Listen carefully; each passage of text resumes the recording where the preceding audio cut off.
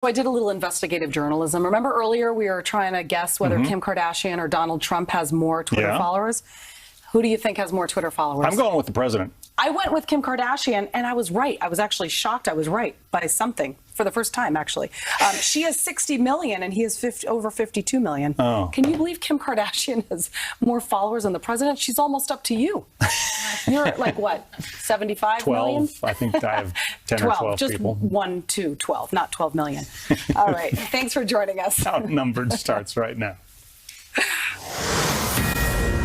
We begin with a Fox News alert. We are awaiting the arrival of a top North Korean official at New York's John F. Kennedy Airport.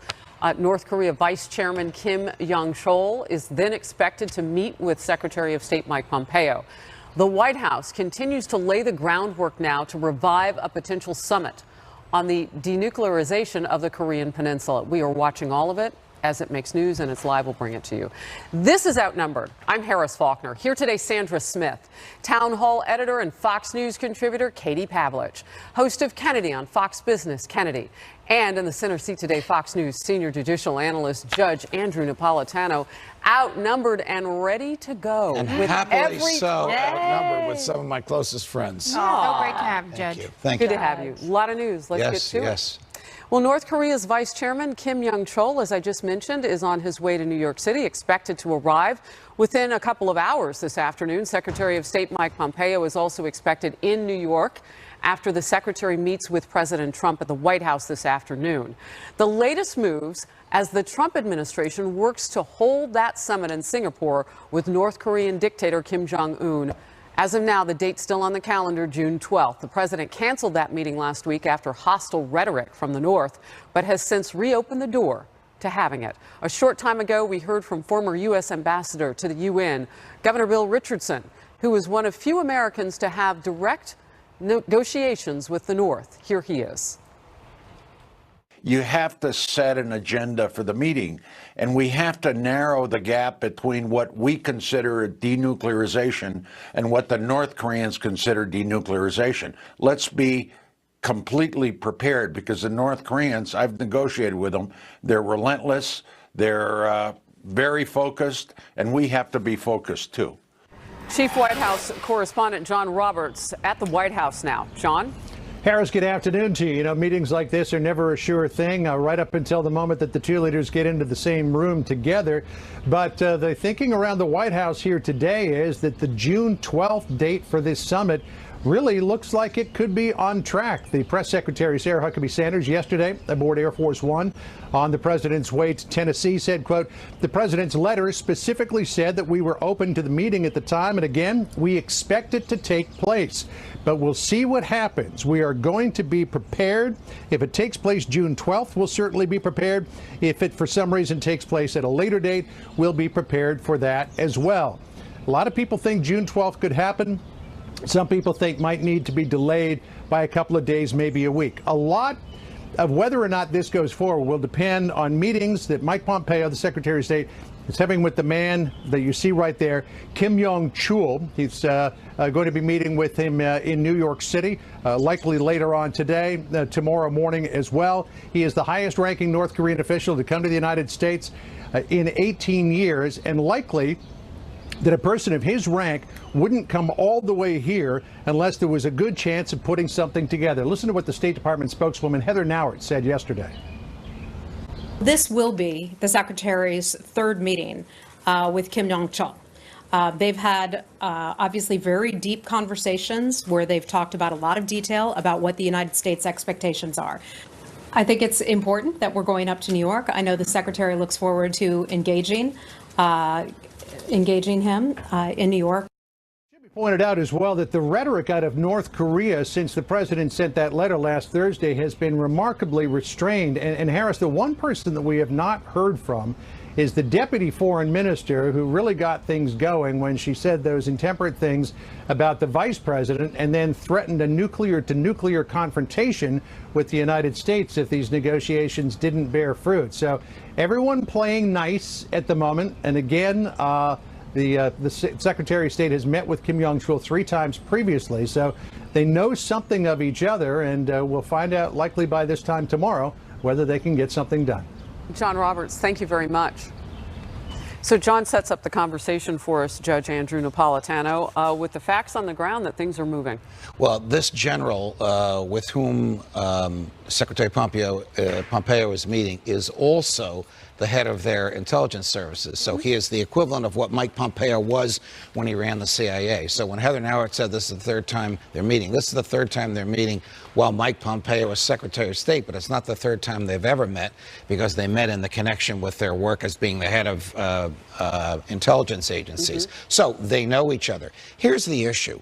What does and John Roberts pinned this, what does denuclearization mean? There's an American expert this morning who said it will take 15 years for total denuclearization. Will denuclearization, whatever it is, satisfy Donald Trump that the American public can no longer be threatened, but give Kim some ability to say, I can still defend ourselves? Well, what's interesting about that, Katie, is that it buys the time for North Korea to figure out what that defense is going to look like that's not nuclear. And, you know, if this is the beginning of the conversation, that's just it. So maybe it just buys time for both sides. And that's why you've seen President Trump repeatedly say, don't worry, Kim Jong-un, we will protect you, you will be safe, because the North Korean regime's entire premise for having nuclear weapons is to preserve the regime. It's not to preserve the people of the country, it's not to protect the citizens, it's to protect the regime of Kim Jong-un and his long-seated family in that position. And so for a long time, there's been this enormous gap between what the United States wants, which is complete denuclearization, what China wants, which is saying, look, you can push them to get rid of nuclear weapons for bad purposes and threatening the rest of the world, but we don't actually think that you can ask them to completely denuclearize. And they're on more of the same page with North Korea in that sense, where they're saying, well, we're willing to blow up a tunnel here, a tunnel there, they've done in the past, but when it comes to preserving the regime, it's going to be a very tough sell to the North Koreans about how the United States, an adversary to them, is going to protect them from getting slaughtered in the streets like Gaddafi was. Yeah, and a broader issue, Kennedy, for all this too, is we don't want them to be in a position to be able to sell those weapons to others who would want them. Yeah, like his friends in Iran. Yeah, but exactly. they've already been making transactions with Iran and with Pakistan. Unfortunately, that horse has already left the barn, and they're really comfortable with the international black market when it comes to buying whatever it is they need, whether it's fissile material or, you know, other aids to emboldening their nuclear program, or, you know, oil and coal, which they have gotten from China and some of their shrinking pool of allies. But, you know, back to what Katie was talking about, this is a really specific dance, because it's like when someone is trapped in the wilderness for days and is starving, but they can't eat because they'll actually get very sick and could die. And, you know, it's likely that North Korea will want to gorge on, you know, the free market. But the problem is, if that doesn't go as well as they want, and if they want this deal set up in stages, and the beginning stages don't go to their liking, and they're not making as much money as they thought they could, and they don't have as much control over their society as they would like, they're much more likely to back out of future stages of the deal. And, you know, that's why when people talk about preparations, they have to make sure there are stopgaps in place for the United States so we don't get stuck in another deal like that. Because a little bit of capitalism will produce civil liberties. Yes. And they don't want to. That's what terrifies them the most. Precisely. Yes. Sandra, some of the things we're watching for, we know that there is that delegation from the United States in the DMZ zone. I mean, they have put, or DMZ, I should say, put things in place now that are tangible for us to watch. I think we have to also take it to the right now, because we've been talking so big picture about this for so long, and now we're coming down to minutes and hours here. We don't even know the exact timing of the meeting that's going to take place between the North Korean dictator's right-hand man, as he's known as, and Mike Pompeo. But when I was talking to Governor Richardson earlier today, who has a lot of background knowledge on dealing with the North Koreans, he suggested it's time to let Mike Pompeo just take the lead here. The president and his team should just kind of sit back, let Mike Pompeo do his thing. As you had just stated when we let off the hour here, he's on multiple meetings now with them. I once spent 3 days with him where we were doing seminars together. He is a very, very savvy, experienced guy. I'm speaking of Bill Richardson, who I think gives, in this respect, not Democrat advice or Republican advice, but good, sound, patriotic advice. The President of the United States needs to know in advance what the agreements are going to be. And if they can't get agreements done by July 12th, June 12th. There's no magic to that date. And I agree with you that Mike Pompeo has to have a long leash, so to speak. Yeah, you know, the one thing I would wonder about, too, you talk about that relationship based on 3 meetings, but it's more than what we know to have happened in recent years with North Korean leadership.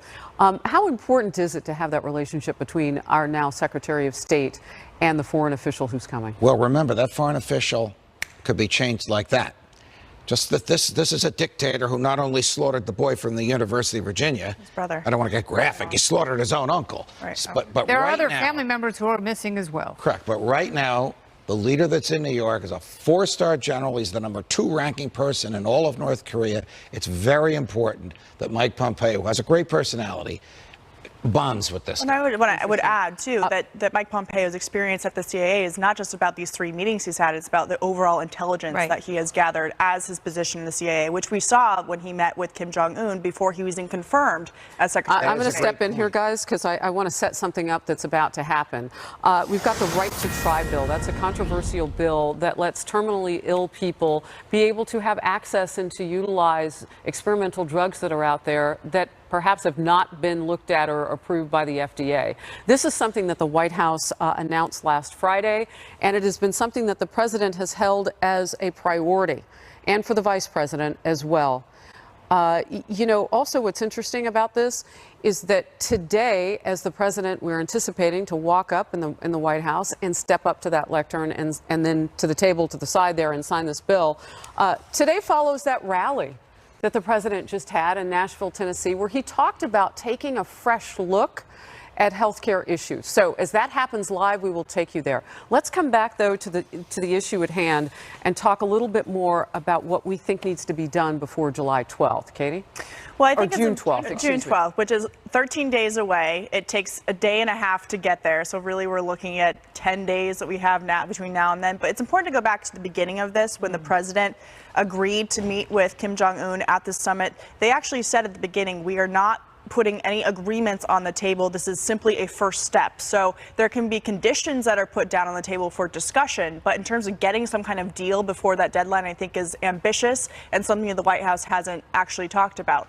Whether they're going to get there in 10 days, I don't know. Clearly, people are working on the date for it and said it's going to either be June 12th or it could be delay it someday after. I see no downside to President Trump to delay this for 2 weeks. If Mike Pompeo and this North Korean general are sort of on a roll, but just need a little bit more time. Well, it's interesting because the president seems to be married to dates and markers. That's the way he thinks, and signposts, absolutely. And I think he sees Well, I think that's also because you've seen a Congress that when you wipe away a date, they get nothing done. So maybe it's the experience of wanting to get people to do stuff. More of a wedding date. And, you know, something that now has significance and now resonates in people's minds. And it's very difficult to postpone a wedding. You know, when you've booked the caterer and the band and you've already paid for the cake and there's still some love in the air, even if one partner has pushed the other. The coins are out, Kennedy. The coins are sold out. The coins are out. They're out. They're sold out. But I think this is, it I don't know goes how this to has the gotten to the president's wedding. thinking that But he is married to this date. And it will happen on June 12th. Or it will not happen. President Trump slamming Democrats over immigration ahead of the midterm elections. Is this strategy that could work for Republicans? Also, the president is not backing down on his attacks on the Russia investigation. His latest accusations is Rudy Giuliani, his top attorney now, sets a big condition for any sitting up pressure on Robert Mueller's special counsel yet again. Giuliani telling the Washington Post that the president will not sit for an interview with the special counsel until his legal team gets all documents related to the FBI's use of an informant on the Trump campaign. And just last night, the president continued to press the issue at that political rally in Nashville. So how do you like the fact they had people infiltrating our campaign? Can you imagine? Can you imagine?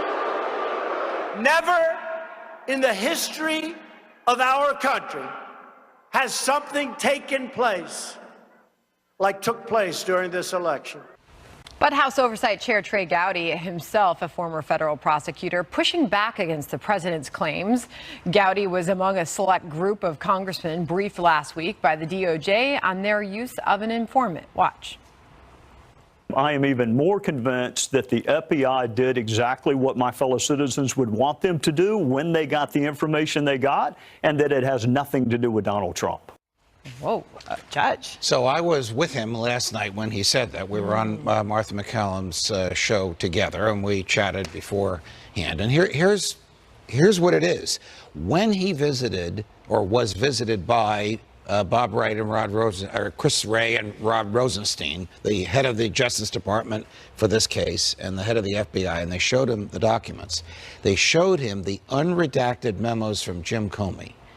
And in one of those memos, in the redacted part that we haven't seen, it said, the president said to me, I, the president, had nothing to do with any collusion. But if anybody in my campaign did, I want you to investigate it. So Bob Mueller has taken that instruction to Jim Comey as Donald Trump wants to know if others in the campaign had any communication with the Russians. That is what Congressman Gowdy was referring to. When the president says this has never happened before, this doesn't justify it, but it has happened before. LBJ persuaded J. Edgar Hoover to have the FBI spy on Barry Goldwater in 1964. Right. LBJ didn't need this at all. It was one of the greatest landslides in history, LBJ's victory and Goldwater's loss.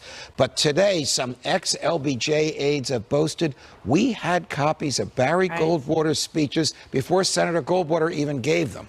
I wonder what favor J. Edgar Hoover got in return from the president for pulling that off. Well, it's fascinating stuff, and the president for sure was on fire when talking about this last night, Katie. The interesting thing, too, about Trey Gowdy's comments about them not, the informant targeting Russians who were trying to infiltrate or influence the Trump campaign actually line up with some of the memos that James Comey wrote when he said, look, we were looking at Russian infiltration and propaganda affecting the campaign. We were trying to protect the president. That being said, President Trump's campaign was warned in the summer of 2016 that the Russians might try and influence them. They were not told that the FBI was using an informant, a spy, to gather information and to bring it back. So that is the issue. And it's been very unclear what that informant was actually doing, and I think that is the question that people have. Were they there for valid purposes, or were they there for political purposes, as we've seen with the other cases within the FBI? I think you hit the nail right in the head, Katie. So, Judge, can you speak to the issue? Is there any legality that would have existed that we didn't know that contemporaneously? Why did we only wait until now to find this? And by the way, House Speaker Paul Ryan has been asking that very question, too. I don't know why we just found this out now, but the use of an informant, this professor that we're asked not to mention his name on air, to belly up to a bar and have a conversation with someone in the campaign is such a stunningly unremarkable event, because law enforcement does this all the time. Now, Rudy Giuliani said they put an undercover FBI agent in the campaign. There is zero evidence for that. That is such an outlandish and outrageous allegation. It should not have been made without showing any evidence. You know this from last night, Judge, but Trey Gowdy made one thing very clear, that based on everything he has learned and that he knows to this point, that Donald Trump was never a target in this investigation. Listen to this. Ray and Rod Rosenstein have at least made it clear to us Donald Trump was never the target of the investigation. He's not the current target of the investigation. Now, keep in mind, that can all change depending on what a witness says. But as of now, I think Chris Wray and Rod Rosenstein are stunned whenever people think Trump is the target of their investigation. Go ahead. Target means that the government has decided to seek an indictment. Subject means the government is still investigating. The president is a subject. I don't want to give him agita, but you can go from you know what that is. You can go from a subject to a target like that. It's that indigestion that yes. sometimes get. But I mean, what still strikes me about this is the fact that you had the FBI, who was so concerned about infiltration in the campaign, that they told the DNC that someone is fishing around your servers, and we believe that they have broken through. And they also knew that there were Russians who were targeting members of the Trump campaign team, but they decided to withhold that information, which is still very bizarre to me. I don't understand the openness with one political party or one side of the campaign, and the fact that they had shut everything down, because it seems to me me that that's pretty serious. If you have Russians who are trying to contact vulnerable young members of your campaign staff. Why not tell the head of the campaign, the candidate? I would have told the candidate, but I think it's a judgment. Why not tell Jeff Sessions, who was also acting on behalf of the campaign? I mean, he was, not only a sitting U.S. senator, he was one of the early adopters of Trumpism, and he was also someone who was a federal prosecutor and knows the law. So there were plenty of people that the FBI could have told about any sort of nefarious The FBI will say we didn't want the word to get out, but I agree with you. Donald Trump himself should have been told, but I will also suggest this is a judgment call. I don't think it was bizarre that they made this decision, and I'm sure they don't think it was political. I hope not. We got to leave it there. And there's a lot of talk last night about strategy at that campaign-style rally as well. President Trump targeting Democrats on immigration ahead of the midterm elections. So could that strategy work? We will debate that one next. Congressional Democratic leaders on immigration during a Make America Great Again rally in Tennessee. That was last night. He also had some things to say about former Governor Phil Bredesen, a Democrat running for retiring Senator Bob Corker's seat in the midterms. Watch. Our laws are the worst laws of any country anywhere in the world. Catch and release. Did you ever hear? You catch, you take their name, and you release. Democrats want to use it as a campaign issue. And I keep saying, I hope they do. The fact is, the Democrats are lousy politicians. They're lousy on policy. If Bredesen were ever to get elected, he'd do whatever Chuck and Nancy, remember the term? Chuck and Nancy. They don't want the wall. They want open borders. They're more interested in taking care of criminals than they are in taking care of you. Bredesen set to square off against GOP Congresswoman Marsha Blackburn for the Senate seat in the red state come November. Blackburn has been a vocal supporter of President Trump on the campaign trail. The race is considered to be a toss-up by Fox News. So, Judge, did the president move the meter in Congressman Blackburn's direction? She likes to be called Congressman, by the way. Okay, I was on the Fox and Friends first. It seems like it was 2 days ago, but it was 5:30 this morning. We had a guest on who runs the meter. Here's what independents think, here's what Democrats think, here's what Republicans think. And the bashing of Bredesen did not go over well with independents. He is a Joe Manchin type.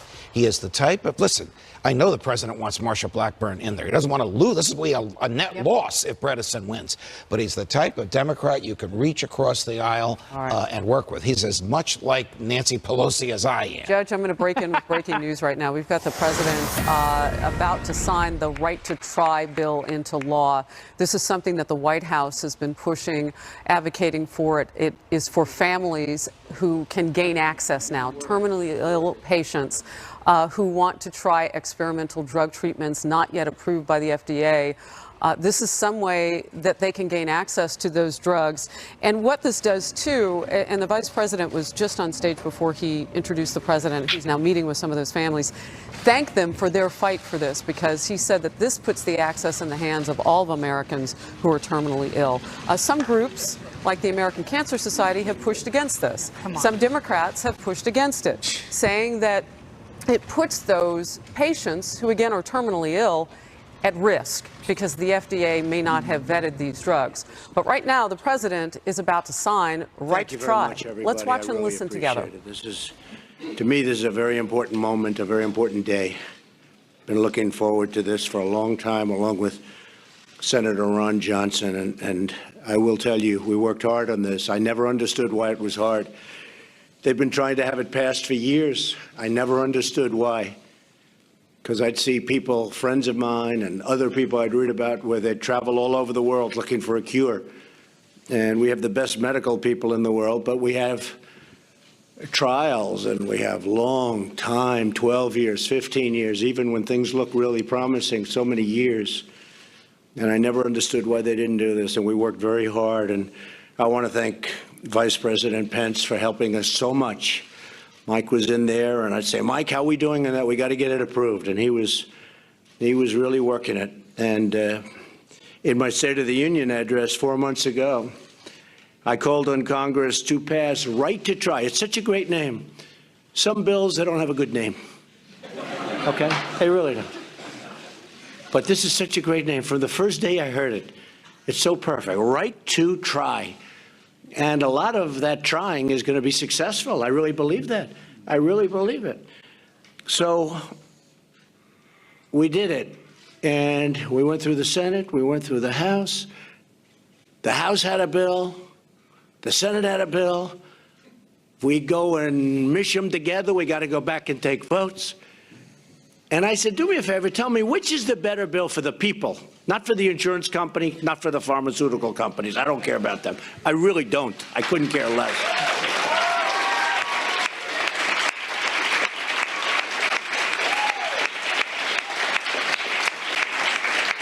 And that's the bill I won't tell you which one, but I took the one that was good. They said one in particular was great for the people. Not so good for the others, great for the people. We don't care about the others right now. And it's giving terminally ill patients the right to try experimental life-saving treatments. And some of these treatments are so promising. And we're moving that timeline way up anyway, beyond this. We're moving it way up. But it's still a process that takes years. Now it takes up to 15 years, even 20 years some of these treatments are going. But for many years, patients, advocates, and lawmakers have fought for this fundamental freedom. And as I said, incredibly, they couldn't get it. And there were reasons. A lot of it was business. A lot of it was pharmaceuticals. A lot of it was insurance. A lot of it was liability. I said, so you take care of that stuff. And that's what we did. Today, I'm proud to keep another promise to the American people as I sign the right to try legislation into law. Right? Right?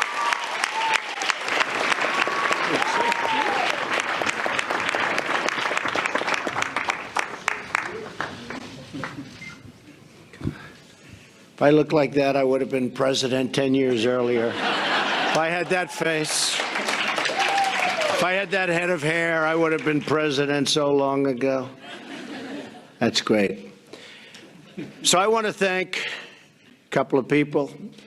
Secretary Azar is here. Secretary. Please stand up. You have worked so hard on this.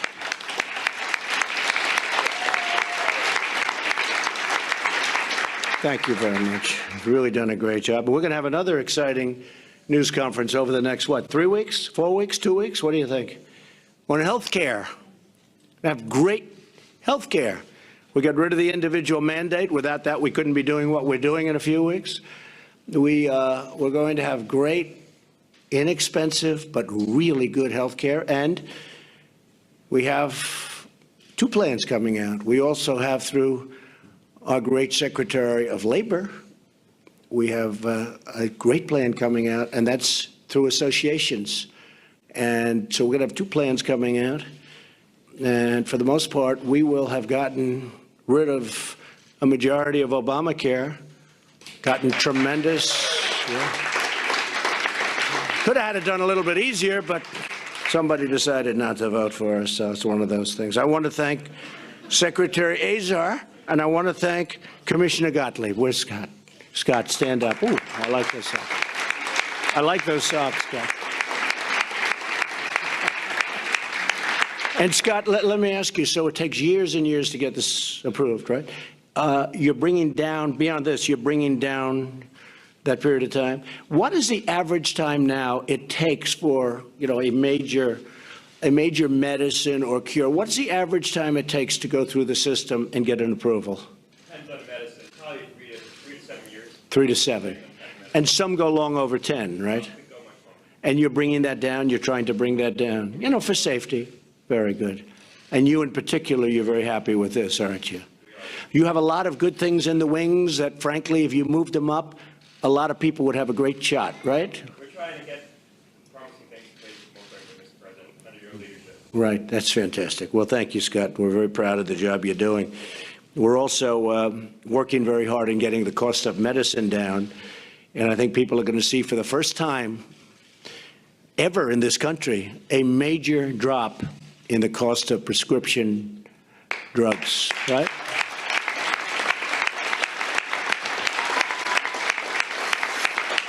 And Mr. Secretary, that's already happening, right? It's already happening. You would tell me yesterday that we're seeing a tremendous improvement, and you're going to have some big news. I think we're going to have some of the big drug companies in 2 weeks, and they're going to announce, because of what we did, they're going to announce voluntary, massive drops in prices.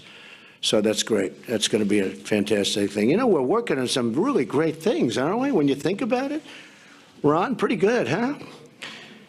We could do some of those, healthcare, drug prices, but this is the baby. Right now, we would not be here today without the tireless efforts of dedicated members of Congress. That's so true. I want to especially thank Senator Ron Johnson. Stand up, please, Ron.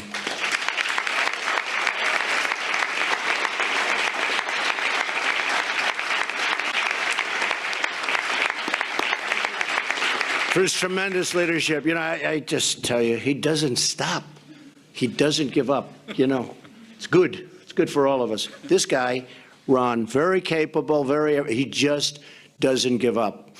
So when we started working, I knew this was going to happen. I also want to thank Senator Donnelly. Senator Donnelly, thank you very much. That's really great. Appreciate it. Thank you. Thank you.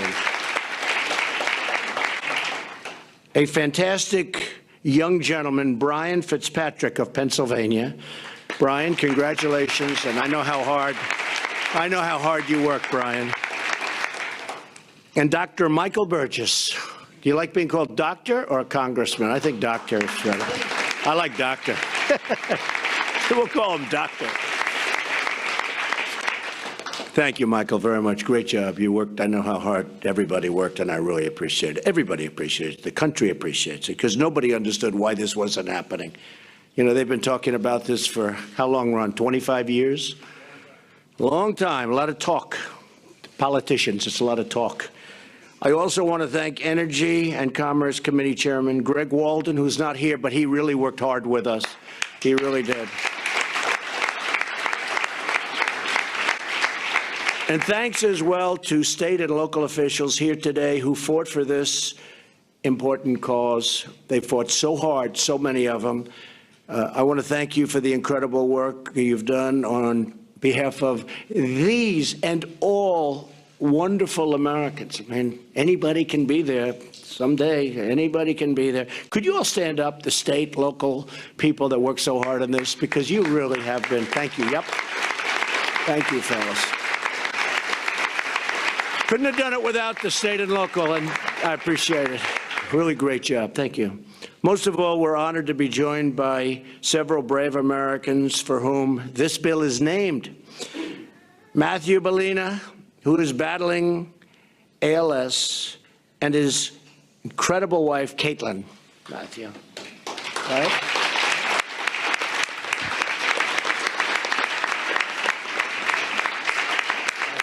Thank you. Thank you. Laura McLinn and her son Jordan, who is battling muscular dystrophy. Some good answers. That's so great. Thanks. Thanks for being with us, Jordan. I'm going to have some good answers for you. That you're going to be happy. You are happy. Frank Mongello, who is battling ALS, and who is joined by his wife, Marilyn, and their 6 children. Wow, that's fantastic. That's fantastic. Thank you. Thank you. 6 children. And finally, I want to thank for being here and introduce Tim Wendler, who tragically lost his wife, Trickett, to ALS, and joined also by their 3 children. So, Tim, thank you very much. Thank you, Tim.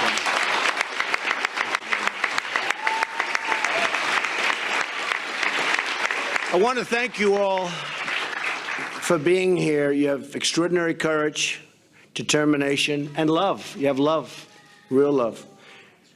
And thanks to you, the countless American lives will ultimately be saved. We will be saving, I don't even want to say thousands, because I think it's going to be much more, thousands and thousands, hundreds of thousands. We're going to be saving tremendous numbers of lives. And it's so great that you're up here with us and that we're all on this front line together. Each year, thousands of terminally ill patients suffer while waiting for new and experimental drugs to receive final FDA approval. It takes a long time, and the time's coming down. While we were streamlining and doing a lot of streamlining, the current FDA approval process can take, as Scott just said, many years, many years. And for countless patients, time, it's not what they have. They don't have an abundance of time. With the right to try law I'm signing today, patients with life-threatening illnesses will finally have access to experimental treatments that could improve or even cure their conditions. These are experimental treatments and products that have shown great promise, and we weren't able to use them before. Now we can use them, and oftentimes they're going to be very successful. It's an incredible thing. The right to try also offers new hope for those who either don't qualify for clinical trials or who have exhausted all available treatment options. There were no options, but now you have hope. You really have hope. Matthew Bellina, who is here with us, is just one example of many Americans who today has new cause for hope due to the late progression of Matt's ALS. He doesn't qualify for any clinical trials in the United States. He wouldn't qualify. Couldn't do it. They tried. He didn't qualify. Despite his limited mobility and budget, he was planning on traveling thousands of miles away to Israel to receive a treatment that is still awaiting FDA approval in America. No one in Matt's position should ever have to travel from our great country to another continent or another country to receive a treatment. Now, with the passage of this bill, Americans will be able to seek cures right here at home, close to their family and their loved ones. We are finally giving these wonderful Americans the right to try. So important.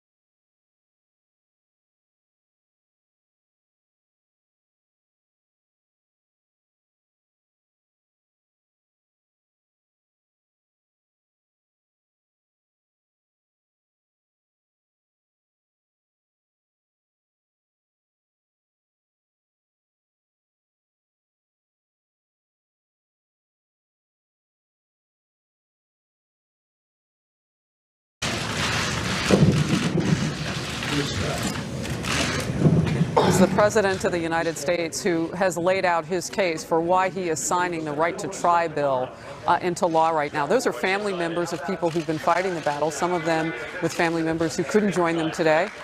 because they are deceased. Others who are survivors along this road to have access to experimental drugs that the FDA either has been slow because of the way it does its processing to approve or has on the verge approved, whatever the situation, the president there talking directly to the commissioner of the FDA who was in the crowd, Scott Gottlieb, saying this is going to speed things up for those families.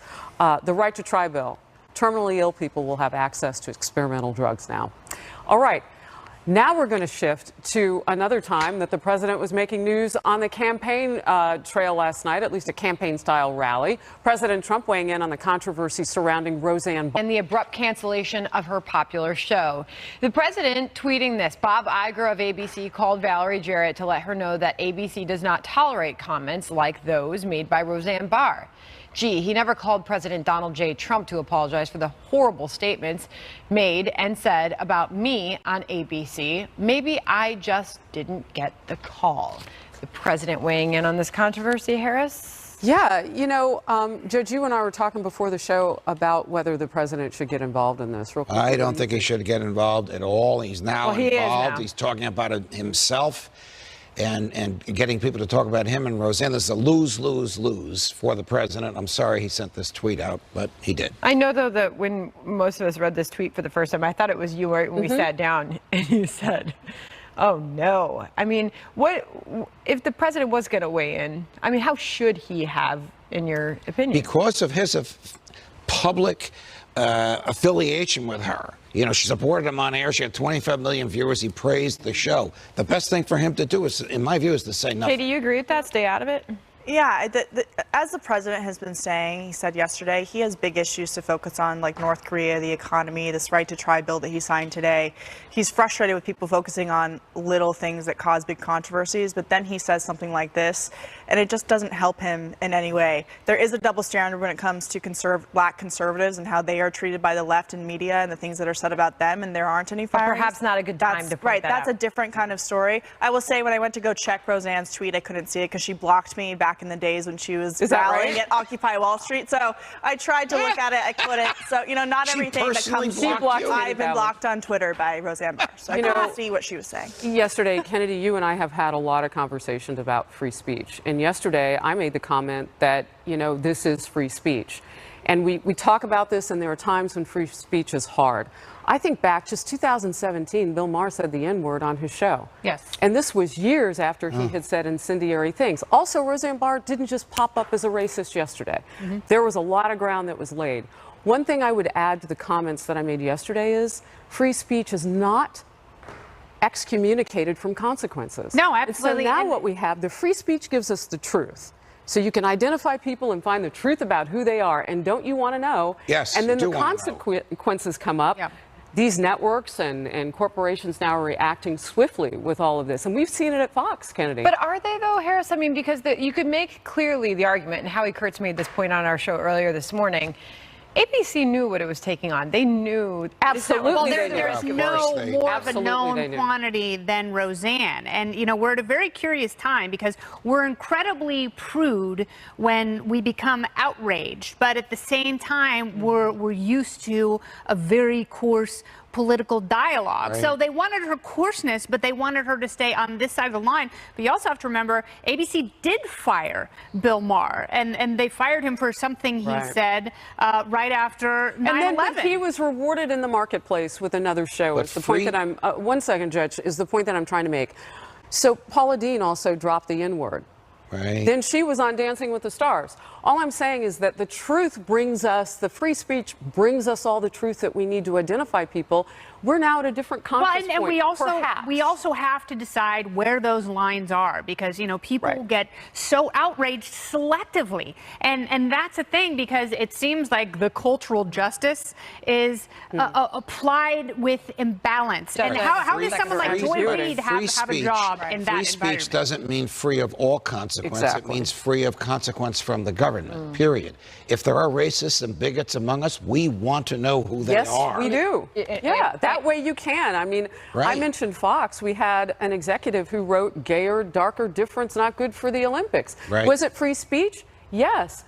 But did it carry the values of Fox News? No, it didn't, and he's gone. Did he suffer consequences? Yes, not from the government, but from our bosses. We've got to leave it there. Up against a hard break. Thanks, everybody. More Outnumbered in just a moment. We'll be right back.